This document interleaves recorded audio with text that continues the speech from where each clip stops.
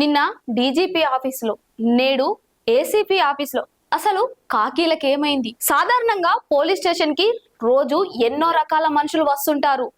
కొందరు గొడవలు జరిగినాయని వస్తారు, మరికొందరు తమకు అన్యాయం జరిగిందని వస్తారు, ఇంకొందరు కష్టాల్లో కన్నీళ్లు పెట్టుకుంటూ పోలీసుల ముందుకు వస్తారు. వాళ్ళందరినీ ఓదార్చేది మాత్రం, ధైర్యం చెప్పేది మాత్రం, ఏం భయపడకండి మేమున్నామని భరోసా ఇచ్చేది ఒక కాకి.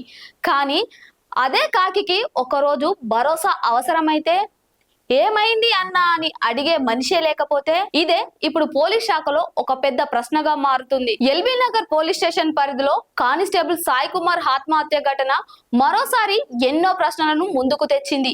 నిన్నటి వరకు మన మధ్య తిరిగిన ఒక పోలీస్, డ్యూటీకి వెళ్లిన ఒక కానిస్టేబుల్, తోటి సిబ్బందితో మాట్లాడిన ఒక మనిషి ఒక్కసారిగా ప్రాణాలు తీసుకోవడం అంటే ఆ నిర్ణయం వెనుక ఎంతటి మానసిక వేదన దాగి ఉందో ఊహించగలమా? ప్రతిరోజు నేరస్తుల వెంట పరిగెత్తే పోలీసులకు నేరాలను ఛేదించే శిక్షణ ఉంటుంది, కానీ తమలోనే పుడుతున్న బాధను ఎలా గుర్తించాలి అనే శిక్షణ ఉందా?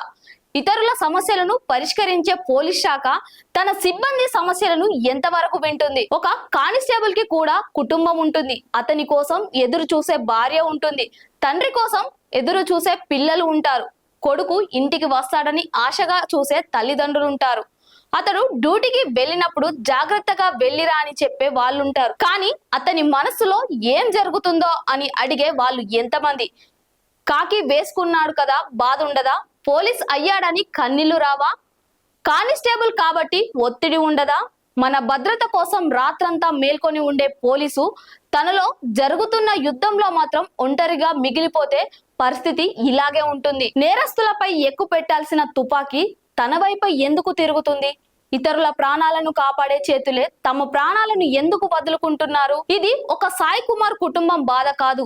ఇలాంటి ఘటనలు వరుసగా జరుగుతుంటే ప్రతి పోలీస్ కుటుంబం గుండెల్లో ఒక భయం మొదలవుతుంది. డ్యూటీకి వెళ్ళిన మనవాడు తిరిగి వస్తాడా అని. ఒక పోలీస్ ప్రాణం పోయిన తర్వాత అతని కుటుంబానికి వచ్చే పరిహారం ఉండొచ్చు, ఇన్సూరెన్స్ ఉండొచ్చు, ప్రభుత్వ సాయం ఉండొచ్చు, కానీ తండ్రిని కోల్పోయిన పిల్లలకు ఆ తండ్రి మళ్ళీ వస్తాడా? భర్తను కోల్పోయిన భార్యకు ఆ మనిషి మళ్ళీ కనిపిస్తాడా?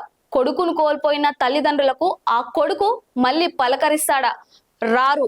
అందుకే మరణం తర్వాత పరిహారం గురించి ఆలోచించే కంటే మరణం ముందు ఒక మనిషిని కాపాడే ప్రయత్నం జరగాలి. తోటి పోలీస్ దగ్గర ఒక్కసారి కూర్చొని మాట్లాడాలి. ఏం సమస్య అన్నా అని అడగాలి. అధికారి ఒక్కసారి పిలిచి నీకేమైనా ఇబ్బంది ఉంటే చెప్పు, నేనున్నాను అని చెప్పాలి. సమాజం కూడా పోలీసును కేవలం కాకిగా చూడడం మానేయాలి. ఆ యూనిఫామ్ లోపల కూడా మనలాంటి ఒక మనిషే ఉన్నాడు. మన కన్నీళ్లను తుడిచే చేతులకు ఒక్కసారి మనం కూడా భరోసా ఇద్దాం.